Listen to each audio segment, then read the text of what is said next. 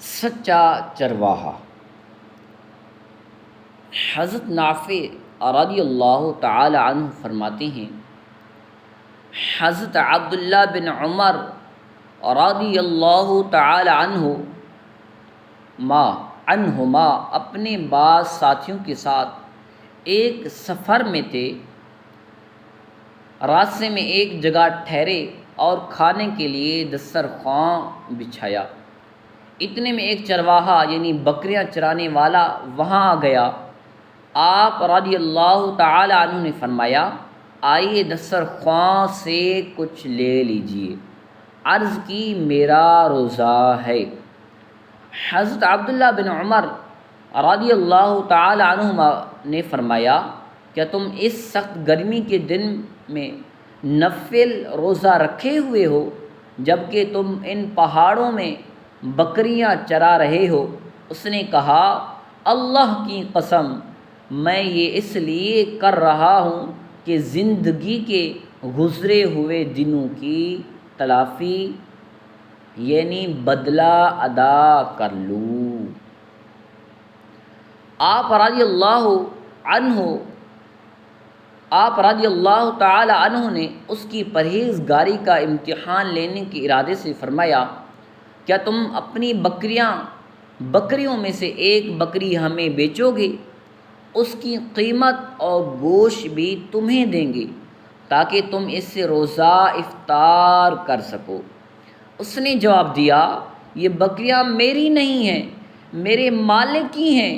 آپ رضی اللہ تعالی عنہ نے آزمانے کے لیے فرمایا، مالک سے کہہ دینا کہ بھیڑیا ان میں سے ایک کو لے گیا ہے۔ غلام نے کہا، تو پھر اللہ پاک کہاں ہے؟ یعنی اللہ پاک تو دیکھ رہا ہے، تو وہ حقیقت کو بھی جانتا ہے، وہ تو میری پکڑ فرمائے گا۔ جب آپ رضی اللہ تعالی عنہ مدینہ واپس تشریف لائے تو اس کے مالک سے غلام اور ساری بکریاں خرید لیں۔ پھر چرواہے کو آزاد کر دیا اور بکریاں بھی اسے تحفے میں دے دیں، یعنی بکریاں بھی اسے تحفے میں دے دیں۔ سبحان اللہ، الحمدللہ۔